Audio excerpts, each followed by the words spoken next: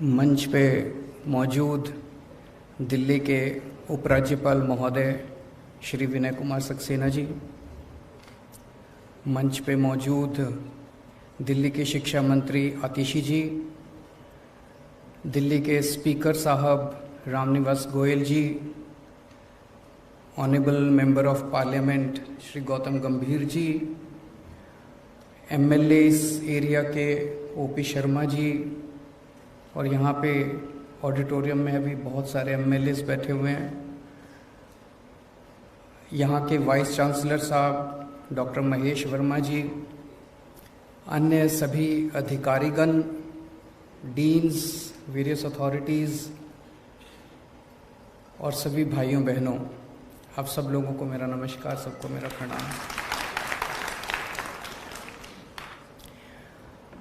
आज IP university का ये ईस्ट कैंपस देश को समर्पित किया जा रहा है।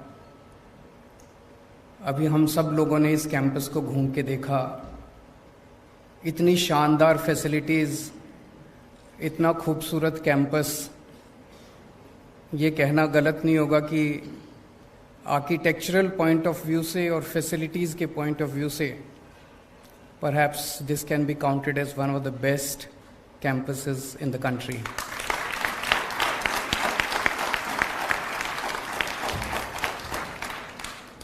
इसके लिए मैं पूरे देश को बधाई देता हूं, क्योंकि पूरे देश भर से यहाँ बच्चे पढ़ने आएंगे। दिल्ली के लोगों को बधाई देता हूं, इतनी शानदार यूनिवर्सिटी कैंपस बन के तैयार हुआ, और ख़ास तौर से ईस्ट दिल्ली के लोगों को बधाई देता हूं। ईस्ट दिल्ली में इस किस्म की यूनिवर्सिटी या कैंपस नहीं था। सब लोगों का मैं बहुत बहुत बधाई देता हूं। ओपी शर्मा जी को बधाई देता हूं, उनकी विधानसभा में ये कैंपस तैयार हुआ। इस तरह की यूनिवर्सिटी जब बनती है, यहाँ पे 2500 बच्चे पढ़ेंगे लगभग, इसकी कैपेसिटी 2500 बच्चे होंगे। इस तरह की जब यूनिवर्सिटी बनती है तो आसपास की अर्थव्यवस्था को भी बहुत ज़्यादा फ़ायदा होता है। बच्चे आएंगे, रहेंगे, हॉस्टल में रहेंगे, खूब सारी आसपास दुकानें खुलेंगी, कई लोगों को रोज़गार मिलेगा। इसका जो कास्केडिंग इफेक्ट है वो बहुत ज़्यादा होता है।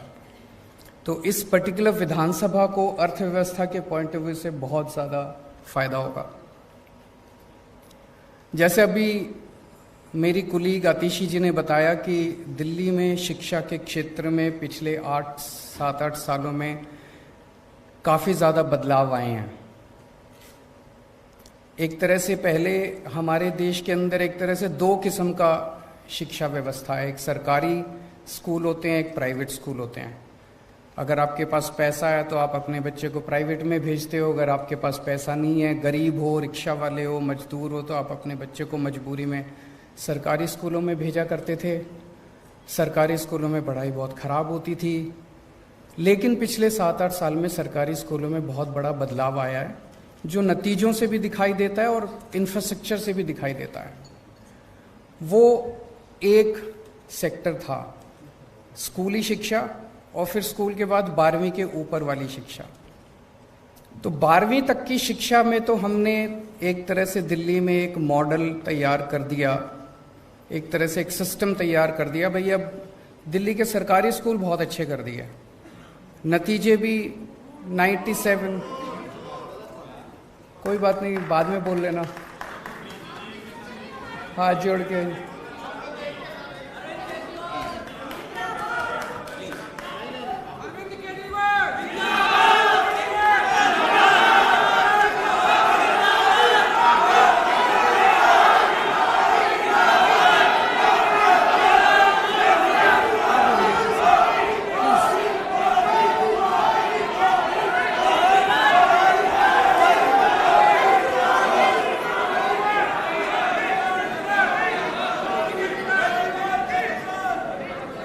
काश अगर इन नारों से शिक्षा व्यवस्था अच्छी हो सकती तो बहुत 70 साल में हो गई होती। मेरी आप लोगों से हाथ जोड़ के निवेदन है, इस पार्टी वालों से भी और इस पार्टी वालों से भी, दोनों पार्टी वालों से निवेदन है, मेरी 5 मिनट बात सुन लो, नहीं पसंद आए तो बाद में नारे लगा लेना।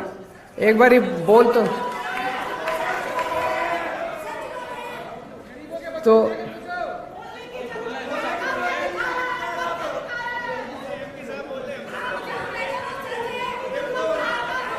कंफ्रंटेशन हो जाएगी। Arvind ji please, university function stop please.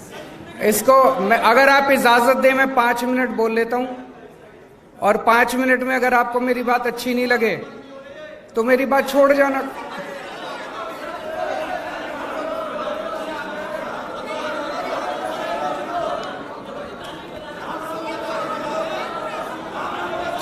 एक मिनट, अब बैठ जाओ, सब लोग बैठ जाओ, सब लोग बैठ जाओ, बैठ जाओ, सब लोग बैठ जाओ, बैठ जाओ, सब लोग बैठ जाओ,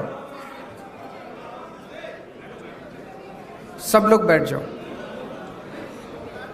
तो एक तरह से 12वीं तक अपने पास अब एक सिस्टम है, अगर आपके पास पैसे नहीं भी हैं तो आपको अच्छी शिक्षा मिलेगी। आप सरकारी स्कूल में भेज दो, आपके बच्चे को अच्छी शिक्षा मिलेगी।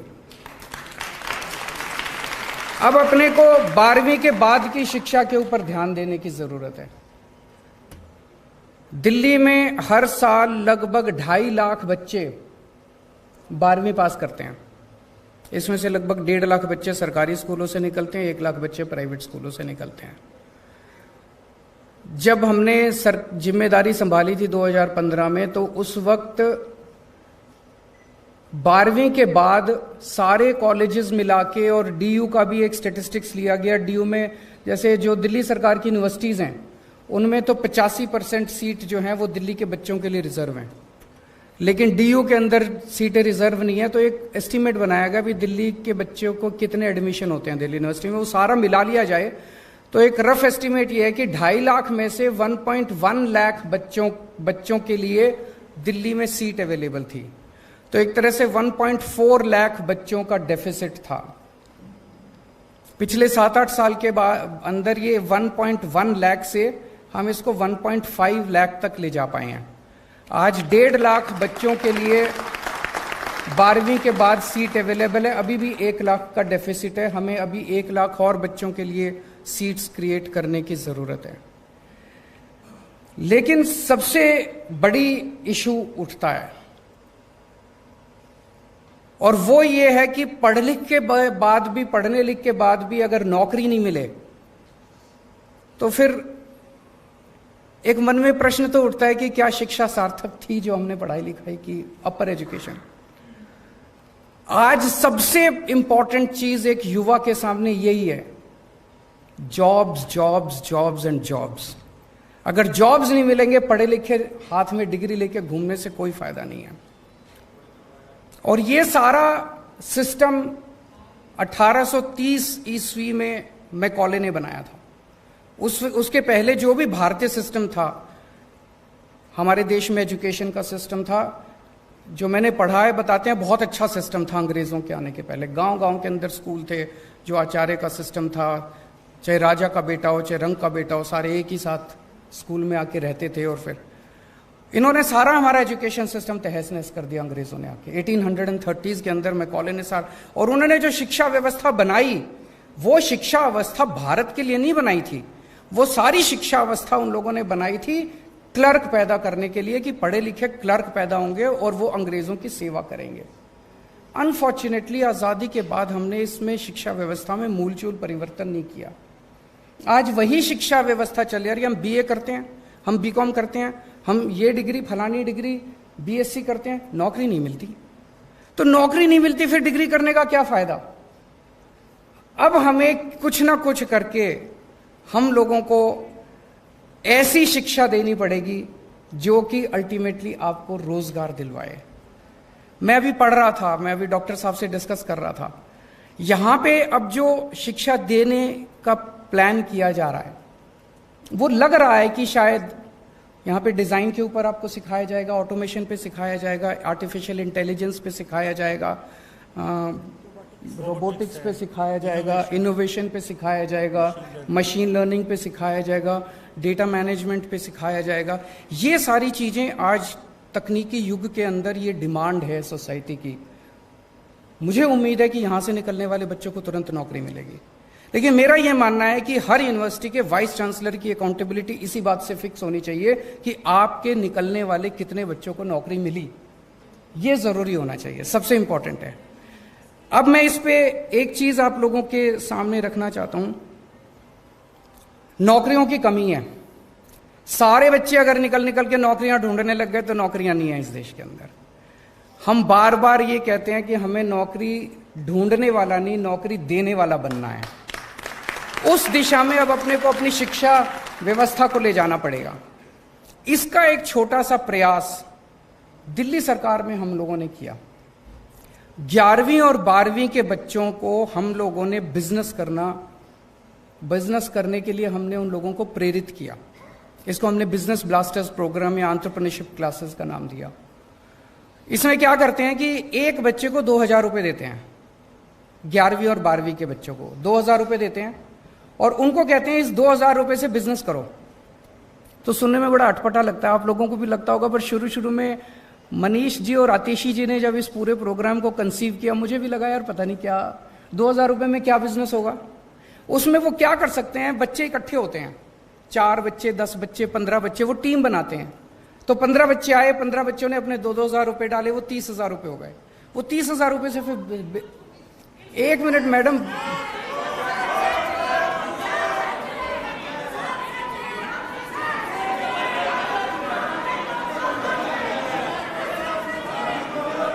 अगर ऐसे डिस्टर्ब करेंगे तो हम बात ही नहीं कर सकते फिर।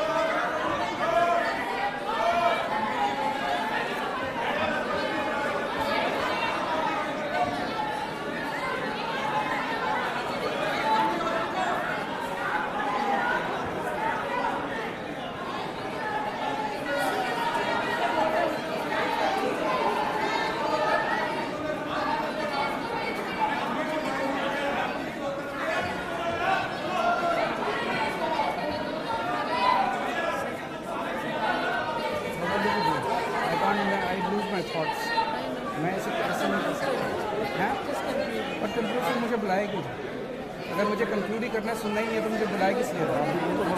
आप तो चुप करा सकते हैं, आपकी सुनेंगे, इधर वाले की सुनेंगे। नहीं, ये तो तभी उठ रहे हैं जब वो उठ रहे हैं।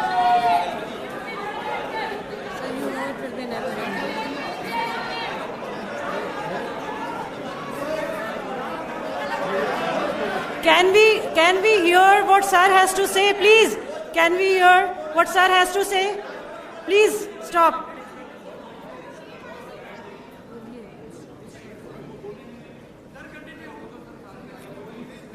मेरे हो सकता है आप लोगों को कुछ आइडियाज पसंद ना आए, हो सकता है आप लोगों को ये लगे कि केजरीवाल जो बोल रहा है वो सच नहीं है, हो सकता है। मेरी आपसे हाथ जोड़ के विनती है, 5 मिनट मुझे कंप्लीट कर लेने दीजिए, है ना? उसके बाद आपने जो टिप्पणी करनी है टिप्पणी कर लीजिएगा, लेकिन किसी वक्ता को इस तरह से बीच में बार बार टीका टिप्पणी करना मुझे लगता है अच्छी बात नहीं है। तो आप लोगों से हाथ जोड़ के विनती है, इस देश के अंदर जनतंत्र है, बोलने का अधिकार तो सबको है। मैं किसी को गाली गलौच नहीं कर रहा, मैं अच्छी बातें कर रहा हूं। पसंद आए तो ठीक है, नहीं पसंद आए तो ना सही। एक मिनट, नहीं, 1 मिनट, बस। सो मैं ये कह रहा था कि 2-2 हजार रुपए देते हैं, तो उसमें मान लो 10 बच्चे इकट्ठे हुए 20,000 रुपए हो गए, 15 बच्चे इकट्ठे हुए 30,000 रुपए हो गए। उनको वो एक साथ डालते हैं और उसमें फिर वो सारे बच्चे मिलके कोई बिजनेस आइडिया ढूंढते हैं और उस बिजनेस आइडिया के बेसिस पे फिर वो कोई प्रोडक्ट बनाते हैं। प्रोडक्ट बना के फिर वो फेसबुक पे, व्हाट्सएप पे अपनी मार्केटिंग करते हैं। इतने सारे एग्जाम्पल्स अब इकट्ठे हो गए। इन 3 लाख बच्चों ने, 1.5 लाख बच्चे 11वीं के और 1.5 लाख बच्चे 12वीं के, इन लोगों ने मिलके 52,000 टीम्स बनाई हैं और हर टीम का एक आइडिया है। किसी ने कोई कॉफी बनाई है, किसी ने कोई ताला बनाया है, किसी ने कुछ बनाया, किसी ने सॉफ्टवेयर बनाया, किसी ने गेमिंग ऐप बनाया है, किसी ने कुछ, कई सारी चीजें बच्चों ने बनाई है। उनसे जब हम डिस्कस करते हैं, उनका पूरा जो माइंडसेट है वो चेंज होता जा रहा है। वो सोचते जो है, वो ये सोचते हैं मैं क्या बिजनेस करूंगा, फिर कैसे करूंगा, फिर मार्केटिंग कैसे करूंगा, मैं फिर फाइनेंस कहां से लाऊंगा। पूरा उनका माइंडसेट चेंज होता जा रहा है। मेरा अपना ये मानना है कि अगर हम ये बिजनेस ब्लास्टर्स या एंटरप्रेन्योरशिप क्लासेस अगर कॉलेजेस के अंदर शुरू कर दें, मान लीजिए प्री फाइनल ईयर, सेमीफाइनल 1 साल पहले से 2 साल के लिए अगर हम इसको कर दें, तो जो पास आउट होने वाले बच्चे हैं, वो पास आउट होने वाले, जैसे अभी हम एक लैब में लेके गए, वहां पे कुछ गणेश जी एक प्रोडक्ट दिखाया।